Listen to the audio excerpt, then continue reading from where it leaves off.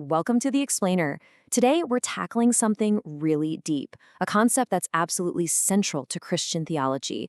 We're talking about the power and significance of the blood of Jesus based on a fascinating sermon we're breaking down.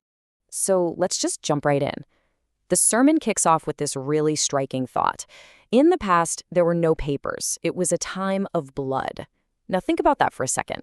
This isn't just a metaphor. The point here is that blood was the original contract, the ultimate binding agreement, something way more permanent than any legal document you or I could ever sign.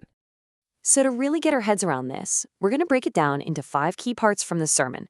First, blood as a covenant. Then what that means for forgiveness and purification. After that, we'll look at redemption and purchase. Then reconciliation and unity. And finally, how it all leads to victory over the accuser. All right, section 1, blood as a covenant. So, first things first. The foundational claim here is that blood represents a covenant.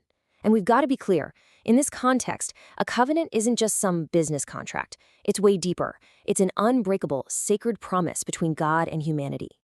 And the sermon really drives this point home by drawing a sharp contrast. Look at this. On one side, you've got our human contracts, right? Stuff written on paper that, let's be honest, can be broken or argued over. But on the other side, you have God's covenant. And this one isn't based on ink. It's sealed with shed blood. And that, according to the sermon, makes it absolutely eternal and unbreakable. And this next part, man, it gets right to the heart of the whole argument. The quote is, "I will forgive on one condition, if blood is shed." Wow. That line right there sets the stage for everything else. This isn't about just saying, "I'm sorry." The idea being presented is that divine forgiveness has a very specific and, well, a non-negotiable price tag. Okay, so if that's the condition, then what's the result? What does it actually do? Well, that brings us straight to section 2, forgiveness and purification. It's about getting forgiveness, sure, but it's also about something just as big, being made completely pure. So how does this work? The sermon lays it out like a timeline. You see, it starts with what's called the Old Covenant. This is where animal sacrifices had to be made over and over again for temporary forgiveness. But then there's this major shift, a pivot to the New Covenant. And this is about one single ultimate sacrifice that's meant to secure forgiveness forever, a one-and-done deal.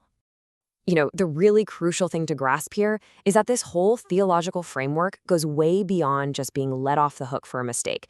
It's about total purification. The idea is that it's like any stain of wrongdoing gets completely washed away.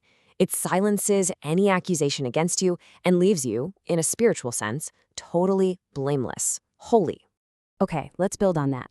Our next section is all about redemption and purchase. So what does it mean to be redeemed?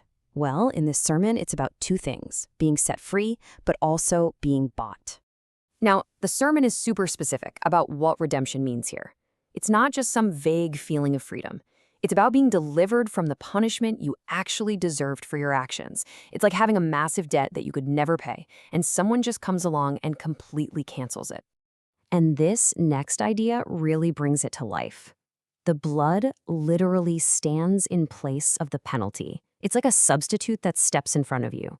It becomes the payment that satisfies justice, and it basically cries out, "Stop.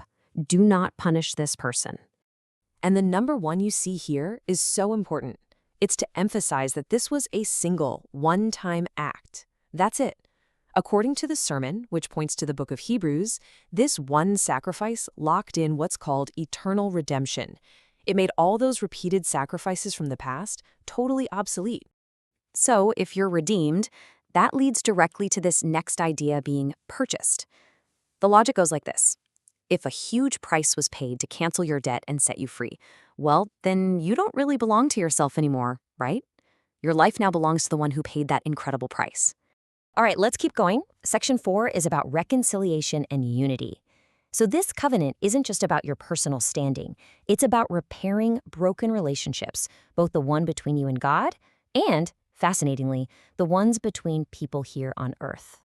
The sermon basically paints this dramatic before and after picture. So before the covenant, humanity is described as being an enemy of God, separated and subject to divine anger. But after, the blood is presented as the ultimate peace treaty. It ends the hostility, creates peace, and brings everyone close. And to make this idea a bit more relatable, the pastor in the original sermon used a really simple analogy. Think about it. If someone's really angry, maybe offering them a cup of tea can help calm them down. In the same way, the sermon suggests that the sight of the blood is what calms God's righteous anger towards sin. It's what creates that peace. And this is huge. This reconciliation isn't just vertical, between God and humanity. It's also horizontal, between people.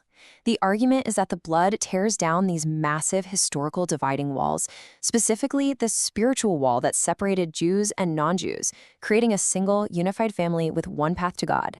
Okay, so we've covered the covenant, forgiveness, and reconciliation. But what's the big payoff? What do you do with all of this? That brings us to our final section, victory over the accuser. This is where it all gets super practical. And the sermon wraps up with a really clear call to action.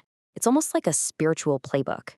The instruction is, when you're faced with feelings of guilt or accusation, you follow these steps. You acknowledge the claim, sure, but then you fight back.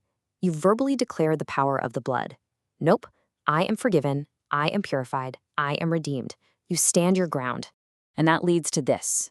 The ultimate declaration of victory. I don't even belong to myself. I have been bought with blood. What a statement, right? It's basically saying you're no longer under the accuser's jurisdiction. You've been moved to a whole new legal system, so to speak. So it all comes back to this one powerful question. What is the power of a promise that's been sealed in blood? Whether you see this as pure theology, a powerful metaphor, or an ancient tradition, the sermon's answer couldn't be clearer. It's the most powerful promise of all. For those who believe it, it's a concept that literally reshapes everything: who you are, where you're going, and your entire relationship with God.